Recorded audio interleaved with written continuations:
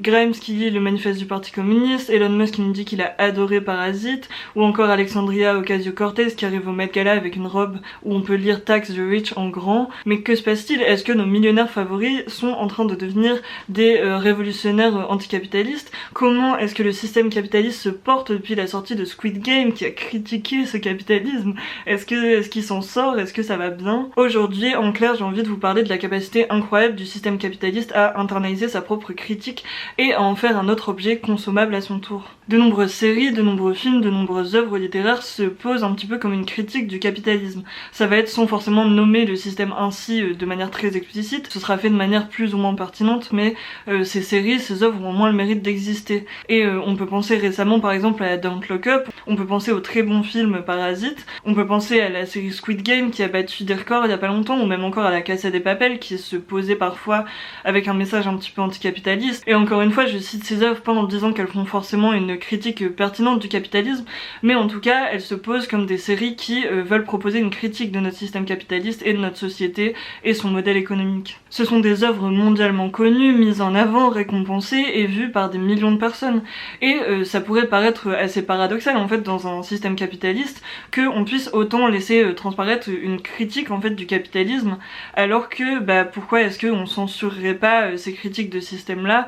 Pourquoi est-ce qu'on les mettrait pas de côté? Parce que ça devrait déstabiliser ce système. Et de l'autre côté, on peut se demander aussi pourquoi face à autant d'œuvres qui proposent un message anticapitaliste, qui proposent une critique de notre système économique, des critiques parfois très violentes, pourquoi est-ce que personne ne s'insurge? Pourquoi est-ce qu'on ne sort pas tous de chez nous et on lance pas une révolution contre ce système? Alors que je pense qu'en sortant du film Parasite, on est à peu près tous d'accord sur le constat qu'on fait sur l'inégalité des richesses. Pourquoi est-ce qu'on ne s'insurge pas après la vision de tous ces contenus anticapitalistes? Et pourquoi est-ce que le capitalisme, pour fonctionner, pourquoi est-ce que les grands millionnaires, pourquoi est-ce que les grandes entreprises n'ont pas besoin de censurer les messages anticapitalistes? Les critiques du capitalisme qui prennent la forme en fait d'œuvres culturelles très populaires n'ont pas l'air de vraiment déstabiliser celui-ci. Donc finalement en fait on a l'impression que personne ne craint réellement, et surtout les multimillionnaires, les grandes entreprises ne semblent pas craindre le fait qu'on diffuse des idées anticapitalistes par le biais d'œuvres très populaires comme des films ou des séries. Et on peut se demander pourquoi en fait, parce que je trouve que de manière générale on a toujours eu beaucoup de discussions sur à quel point les séries sont politiques, à quel point les films sont politiques, à quel point les films et les séries peuvent influencer l'opinion publique et à quel point ils peuvent influencer notre manière de voir le monde. Et on peut se demander alors pourquoi ces critiques ne viennent pas déstabiliser ce système. Les œuvres avec des messages politiques nous ont toujours été vendues en fait comme un moyen de faire changer les choses, de faire changer le monde, et finalement on a l'impression que dans les œuvres qui critiquent le capitalisme, on a un impact qui est assez faible. Ça paraît quand même paradoxal que des gens qui n'ont pas intérêt à la fin du système capitaliste, puisqu'ils en profitent très très largement, nous proposent des œuvres pour critiquer ce système économique. Elon Musk en théorie devrait être terrifié que le succès incroyable de Parasite se finisse par son exécution publique, mais visiblement il ne l'est pas et il nous annonce avec un grand sourire qu'il a adoré le film Parasite. Fisher, dans son livre sur le réalisme capitaliste, nous propose une explication à ce phénomène. Et il va nous dire, en reprenant les paroles de Zizek, je sais pas comment on dit, mais il va nous dire l'anticapitalisme est largement répandu au sein du capitalisme. Régulièrement, la place du méchant est tenue par la firme malfaisante dans les films hollywoodiens. Cet anticapitalisme tout en gestuel est loin de mettre en cause le capitalisme et vient en fait le renforcer. Le capitalisme se nourrit de cette ironie, elle ne l'attend pas. Le film met notre anticapitalisme en scène pour nous permettant de continuer à consommer impunément. L'idéologie capitaliste en général consiste précisément à surévaluer la croyance au détriment des croyances que nous manifestons et que nous extériorisons dans notre comportement. Tant que nous croyons, dans nos cœurs, que le capitalisme est mauvais, nous restons libres de participer à l'échange capitaliste. Selon moi, ce phénomène est très bien représenté dans l'épisode 15 millions de mérites de la série Black Mirror. Black Mirror est une série d'anthologie, c'est-à-dire que chaque épisode raconte une histoire différente, même si elles ont un thème commun. Et ici, j'ai envie de parler de l'épisode 2 de la saison 1, où on suit un personnage qui s'appelle Bing, qui est un jeune homme en fait qui vit dans une société, on va dire, imaginaire, où il faut pédaler toute la journée devant des écrans pour essayer de récolter des mérites qui sont une sorte de monnaie d'échange. Donc ils sont tous en fait un espèce de prolétariat qui est aligné les uns à côté des autres en train de pédaler sur leur vélo. Ils regardent un écran où ils peuvent se divertir et jouer à des jeux pendant qu'ils pédalent parce que c'est ennuyant. Et les personnes les plus déclassées, les plus humiliées, le modèle un peu repoussoir pour les autres, c'est l'idée de pas finir comme ceux qui ramassent les déchets autour de ceux qui pédalent. Quand ils ne sont pas en train de pédaler, les habitants de cette merveilleuse société vivent dans des petites cases, en fait dans des espèces de petites chambres où ils ont un lit et tout autour les murs sont formés à partir d'écrans où ils voient de la pub et des émissions, des chaînes de télé passer en permanence, et il faut qu'ils payent pour pouvoir arrêter d'avoir cette pub tout autour d'eux, sinon elle est constante. Et finalement la seule possibilité pour ces gens de sortir de cette vie-là, c'est une émission qui recherche des talents pour passer à la télé et donc faire partie d'une chaîne télé qui est un petit peu le Graal dans cette société-là, qui permet d'avoir une vie beaucoup plus riche et avec plus de confort et sans avoir à travailler comme ils le font toute la journée. Cependant, la condition pour participer à ce concours, c'est de récolter 15 millions de mérites. Bing va rencontrer une jeune femme en train de chanter en l'honneur d'une personne de sa famille qui est décédée, et il y a pas longtemps il avait reçu l'héritage de son frère, il me semble, qui était mort, et donc du coup il avait obtenu assez de mérites pour en avoir 15 millions, et il va décider de les donner à cette jeune fille pour qu'elle puisse participer au concours parce qu'il trouve qu'elle a une très belle voix et que c'est quelque chose de plus beau que pouvoir faire des trucs nuls avec ses points ou alors lui participer au truc. Et au moins ça lui donnerait une chance de pouvoir échapper à cette vie monotone. Finalement elle va participer à ce concours et elle va être plutôt bien reconnue par le jury, sauf qu'au final on va lui dire qu'il y a déjà trop de chanteurs et que à la place elle devrait accepter de participer à une émission plutôt pornographique sur une autre chaîne. Cette solution, la jeune fille va l'accepter un petit peu contrainte, même si au final ça va complètement briser ses rêves et ça va montrer à quel point en fait cette promesse d'échappatoire de ce monde monotone et une illusion en fait. Après cet événement, Bing va être fou de rage et il va décider de se remettre à travailler d'arrache-pied pour retrouver 15 millions de mérites et il va réussir à les obtenir et il va décider de participer au concours à son tour. Quand il va commencer sa prestation, en fait finalement il va complètement s'énerver, il va péter un câble et il va sortir un tesson de verre qu'il avait réussi à récupérer et il va menacer de se suicider tout en faisant un énorme speech sur la façon dont cette société marche et à quel point c'est un système qui est dégoûtant et qui exploite tout le monde. Et dans un premier temps, le jury va évidemment montrer un visage un petit peu concerné, choqué, on va pas trop savoir comment ils vont réagir, et au final ils vont le féliciter pour sa prestation en lui disant qu'elle est très très impressionnante. Et finalement en fait dans la dernière scène de l'épisode, on va voir que Bing anime maintenant une émission toutes les semaines, toujours avec son même tesson de verre, où il fait une critique complète de la société, mais finalement on a compris qu'il a accepté de travailler pour ce système, qu'il s'est résigné en échange d'un peu de confort et d'une échappatoire à la vie qu'il avait avant. Il a compris que c'était à peu près sa seule issue. Et donc sa critique de la société, qui est censée être un acte de rébellion hyper fort, qui est censée être puissante, qui est censée bouger les gens, au final elle est devenue une émission comme les autres qui passent toutes les semaines, et chaque semaine les spectateurs peuvent se révolter à travers Bing en fait dans cette émission, et doivent sûrement être d'accord avec lui, mais ça les laisse dans une position de passivité puisqu'ils le regardent simplement se révolter à leur place dans leur écran. Et donc on nous montre en fait que la critique de la société, cette critique virulente, cette critique qui est censée pousser à la rébellion, est tournée comme une chaîne comme les autres et est tournée en un produit consommable finalement. Cette critique ne déstabilise pas, ne menace pas le système une seule seconde, au contraire elle l'entretient. Les spectateurs de cette chaîne laissent au final toutes les semaines Bing se révolter à leur place, dire ce qu'ils voudraient dire, mais au final ils restent dans une certaine passivité devant leur écran. Et de la même façon, nous tous, celles devant nos écrans, nous laissons Black Mirror et son personnage de Bing se révolter à notre place. Je pense que la production d'œuvres, de séries, de films en général, qui proposent une critique du capitalisme, peuvent donner de très belles choses, peuvent donner de très belles productions, et peuvent jouer un rôle et être importantes, mais il s'agit en fait de comprendre qu'elles ne sont vraiment pas suffisantes. Si Netflix produit des séries aux allures progressistes, ce n'est pas par bienveillance, par générosité et par volonté d'inclusivité. Netflix est une entreprise. Dans une économie capitaliste, tout ce qui est produit a vocation à être rentable. Il est important de comprendre que si les œuvres critiques sont importantes, elles ne changeront jamais à elles seules la réalité de nos vies, et elles tendent surtout à nous enfermer dans une certaine passivité face aux réalités de nos vies. Et finalement, dans ce même mécanisme qui fait de l'anticapitalisme un marché comme un autre, et qui nous pousse à consommer un produit anticapitaliste pour nous éloigner en fait de perspectives de lutte collective, le capitalisme nous pousse à adopter une posture anticapitaliste bien plus que de s'y investir réellement. Pour moi, l'événement autour de la robe d'Alexandria Ocasio-Cortez au Met Gala symbolise un petit peu cette posture anticapitaliste, ou en tout cas une posture de gauche plutôt plutôt radicale qui n'a finalement pas beaucoup de fond. Pour la remise en contexte, AOC, donc Alexandria Ocasio-Cortez, est une représentante du district new-yorkais à la Chambre des représentants aux États-Unis. Elle se réclame du socialisme démocratique et elle soutenait Bernie Sanders avant de se ranger derrière Joe Biden aux élections présidentielles de 2020. En 2021, AOC se présente au Met Gala avec une robe où on peut lire dans le dos, dans une écriture un petit peu ensanglantée, Tax the Rich. L'événement est un événement qui regroupe les plus grandes célébrités, millionnaires et milliardaires. Il est sponsorisé par des grandes compagnies. Le prix de chaque place s'élève à quelques 35 000 €. Et quand AOC est arrivée avec cette robe au Met Gala, les réactions sur les réseaux sociaux se sont multipliées. Les articles ont commencé à faire des débats sur est-ce que la mode peut être politique, est-ce que cette action était politique, quel impact allait avoir cette action. Et sur les réseaux sociaux, on a pu voir des vagues d'adulation autant que des vagues de critiques et de haine à son égard, autour de cette personnalité politique qui était déjà quand même un petit peu connue sur internet. Mais qu'est-ce qu'on peut en penser au final de cette action? Je pense que déjà l'ironie de la situation s'est laissée entrevoir en fait lorsque le New York Post a révélé que la créatrice de la robe d'AOC, qui s'appelle Aurora James, était dans une maison de mode qui a fait l'objet de mandats pour fraude fiscale, ou en tout cas pour ne pas avoir payé des taxes fiscales. Sa maison a fait l'objet de 3 mandats fiscaux entre 2018 et 2019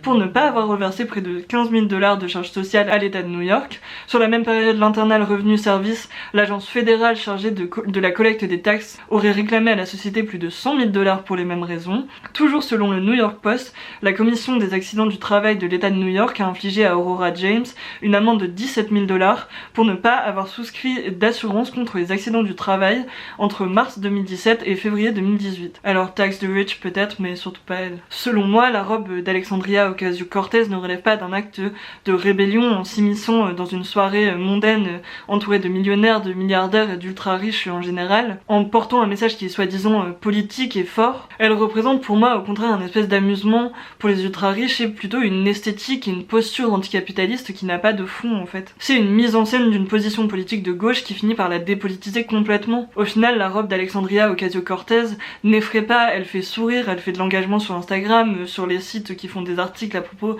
de la mode et du politique. Elle fait finalement d'une critique du système capitaliste une espèce d'esthétique et un nouveau produit consommable et assez dépolitisé qui n'a pas vraiment d'impact sur le réel. Et c'est cette esthétisation, cette mise en scène de l'anticapitalisme et des luttes sociales sur laquelle j'aimerais me pencher désormais. Et sur la manière dont elle change notre rapport aux politiques, notamment par le biais des réseaux sociaux. Alors que de plus en plus d'adolescents et de jeunes adultes semblent informés sur les différentes luttes sociales, on peut penser au féminisme, à l'antiracisme, aux luttes LGBT, etc. Compte-t-on réellement plus de monde dans les associations, sur le terrain, peut-être dans des partis politiques, ou un engagement réel dans des partis ou organisations politiques qui cherchent à détruire les structures de l'oppression? Le but évidemment ici n'est pas de dire que les jeunes ne font que être sur Instagram au lieu de se révolter, mais c'est de faire attention à ne pas penser le partage d'informations en ligne sur les luttes sociales comme une fin en soi, ce qu'on a tendance à faire. Et c'est surtout de faire attention à ne pas tomber dans l'idée du militantisme comme une espèce d'esthétique, un mode de vie individuel, plutôt qu'une lutte collective. D'accord, vous êtes la féministe de votre groupe de potes, ok, vous êtes le marxiste de votre classe, vous repartagez du contenu en story tous les jours, vous en débattez constamment autour de vous, mais comment est-ce que se concrétise vos idées? On est nombreux à se poser, et moi la première en tant qu'anticapitaliste, en tant que féministe, etc. Mais ça tombe très souvent dans une posture bien plus que dans des faits et des actions. On se pense en tant qu'individu anticapitaliste, individu féministe, individu antiraciste, alors même que nos croyances sans action collective ne valent pas grand chose et n'ont pas beaucoup d'impact. Et je trouve que ce genre de posture, ce genre de comportement peut nous amener très vite à des événements comme le défilé des carrés noirs sur Instagram après la mort de George Floyd en 2020 aux États-Unis, qui a été étouffé et tué par un policier, où tout le monde a souhaité montrer son soutien à la cause en postant sur Instagram un carré noir, mais qui s'est engagé réellement pour la cause? Que veut dire un carré noir sur Instagram quand il s'agit en premier lieu de se montrer soi-même comme quelqu'un qui soutient Black Lives Matter plutôt que comme une action concrète pour aider le mouvement? Certains faisaient même la chasse à quelle célébrité mettait un carré noir ou non sur Instagram. Je me souviens que même il y avait des gens qui avaient insulté Omar Sy parce qu'il avait pas posté de carré noir, et au final on s'était rendu compte quelques heures après que en fait il était dans des manifestations pour Black Lives Matter, donc il était concrètement en train de faire quelque chose. Le carré noir en fait était devenu finalement une espèce d'esthétique du compte Instagram qui était comme les autres photos finalement, et ce carré noir finalement il signifiait bien plus qu'autre chose, regardez ce que j'ai envie de dire de moi. Je préfère qu'on tombe pas ici dans les débats parallèles du genre oui mais moi je peux pas faire ça, moi je peux pas aller en manif. Je pense que l'important ici, ce que j'essaye de soulever, c'est de se questionner chacun sur ce qu'on peut faire et ce qu'on ne fait pas alors qu'on peut le faire. L'idée n'est pas non plus de dire que le partage d'informations, la sensibilisation en ligne, etc. Sinon je vois pas l'intérêt de faire des vidéos dans ce cas-là. Ce n'est pas non plus de dire que ça n'a aucun impact sur le réel, mais c'est important de rappeler que ça ne peut pas être une fin en soi. Regarder des vidéos YouTube sur des sujets militants, ce n'est pas un acte militant et ce n'est pas une fin en soi. Et il ne faut pas tomber en fait dans une posture militante qui est bien plus esthétique que concrète, et éviter de penser en fait la consommation de contenu anticapitaliste ou qui concerne les luttes sociales comme une espèce de développement personnel où il faudrait que chacun apprenne à se déconstruire de son côté, et que c'est comme ça qu'on va déconstruire le monde plus large, parce que c'est pas comme ça que ça fonctionne. Et vraiment quand je dis ça, c'est toujours une critique qui m'est adressée à moi aussi, et ça part d'une réflexion en fait sur ce que je fais et surtout ce que je fais pas en fait. Et bah faire des vidéos c'est bien, mais c'est quasiment rien en fait, et sans engagement concret, bah j'apporte pas grand chose en fait. Et je commence à en avoir vraiment marre en fait d'entendre parler dans les médias par exemple tout le temps de prise de conscience. On prend conscience de MeToo, on prend conscience des agressions sexuelles misogynes, on prend conscience du racisme de la police, mais quand est-ce qu'on transforme en fait nos prises de conscience en des actions? Je trouve que cette posture ou esthétique militante, on la retrouve particulièrement sur TikTok encore une fois, où en fait il y a pas mal de sujets politiques qui sont abordés, où on a de plus en plus de TikTok qui sont soi-disant politisés. On aborde des questions féministes, des questions LGBT, antiracistes, voilà, on aborde plein de sujets qui concernent des luttes sociales, mais de plus en plus souvent sous forme de mèmes. Et je sais que Amossid en a parlé dans cette dernière vidéo, mais en fait là où à une époque on avait beaucoup plus de vidéos qui étaient dans une démarche beaucoup plus explicative, c'est-à-dire qu'il y avait quelqu'un qui allait se poser devant son TikTok et nous expliquer un concept féministe pendant 2-3 minutes, et bien de plus en plus on se retrouve face à des gens qui vont qui vont reprendre une musique d'une trend TikTok ou reprendre un mème, quelque chose comme ça, et y coller en fait une blague féministe, une blague qui concerne l'antiracisme ou l'anticapitalisme, etc. Et finalement en fait ce sont des blagues qui s'adressent à un public qui est complètement déjà sensibilisé, puisqu'il faut être déjà d'accord avec la base du concept pour finalement rigoler à ces blagues là, et qui ne remet pas grand chose en question finalement. Et finalement en fait les luttes sociales entre guillemets et cette posture militante devient un espèce de produit consommable à travers des TikTok comme ça qu'on regarde et qui n'apporte pas grand chose, si ce n'est le fait de se positionner et de se faire reconnaître et identifier par les autres comme quelqu'un qui partage ces idées là. De plus, cette façon de faire des mèmes et des trends sur ces concepts féministes et théoriques, anticapitalistes, etc. ont tendance aussi à dépolitiser ceci. Et c'est encore une fois hyper visible sur TikTok, où on peut voir des termes hyper théoriques, des termes assez précis et bien faits en fait finalement, qui sont réutilisés dans un sens qui n'est pas du tout le sens premier donné à ce terme là, et qui tend en fait à vraiment mettre une sorte d'incompréhension autour de tous ces termes là, et les termes utilisés perdent totalement leur sens. Les personnes qui les utilisent n'ont pas l'air de comprendre de quoi ils parlent et en font quand même des blagues, et on dépolitise complètement le message de base. Alors évidemment je pense que ça peut s'expliquer beaucoup par le fait qu'il y a énormément de personnes sur TikTok qui sont très jeunes, et donc du coup quand t'as 13 ans tu comprends pas un concept de la même façon que quand on a 20, 25, etc. Mais je pense que c'est important de comprendre en fait que à force de mémiser entre guillemets des sujets politiques, on finit par en perdre tout le sens. Et je trouve que y a un excellent exemple qui a eu lieu sur TikTok récemment, c'était avec les trends autour du male gaze. Donc c'est à dire qu'à la base je pense qu'il y avait un TikTok qui était plutôt bien fait, qui était plutôt rigolo, qui a été fait sur le male gaze, qui est un terme quand même assez précis dans les théories féministes. Et finalement il y a eu des trends qui sont arrivés après, où il y a des jeunes filles qui sont venues lancer une mode où elles disaient quand j'ai arrêté de m'habiller pour le male gaze, etc.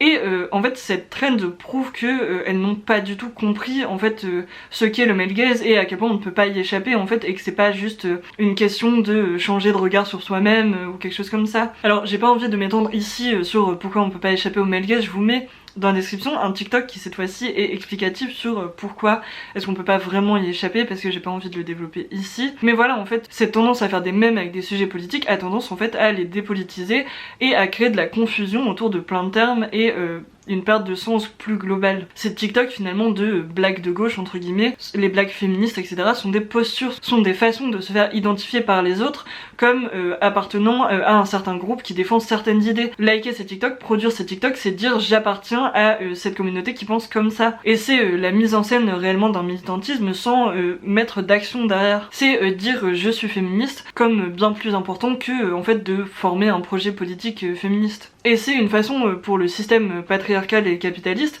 de rendre des idées radicales inoffensives en accentuant l'importance de se poser en tant que révolutionnaire plutôt que d'agir en tant que tel. Le réalisme capitaliste tend à nous faire penser la consommation de contenu anticapitaliste, de vidéos anticapitalistes, de TikTok, de posts Instagram comme une fin en soi, comme une forme de développement personnel qui nous pousse à revenir sur nous-mêmes, à avoir comme projet de nous déconstruire chacun en tant qu'individu plutôt que de penser la société en termes de structure de domination, de pouvoir et de rapport de force. Le capitalisme détourne éternellement les luttes sociales pour en faire un problème individuel et détourner des solidarités collectives. Il est vraiment nécessaire en fait d'être constamment vigilant dans la façon dont sont récupérés nos propos et même dans la forme dans laquelle on délivre nos propos finalement. Puisqu'à chaque fois qu'on essaye de promouvoir quelque chose de radical, ça fera objet d'une tentative de récupération. Ce qui est radical un jour ne sera plus quelques temps plus tard quand il sera récupéré, lissé et dépolitisé. Et ça exige notre remise en question constante. Pour conclure, dans cette vidéo, il ne s'agit pas de taper sur le partage d'informations en ligne ou ce que certains appellent le militantisme d'Instagram, mais il s'agit de remettre en question ce qu'on pense comme une pratique militante. Moi aussi, je partage des stories Instagram politisées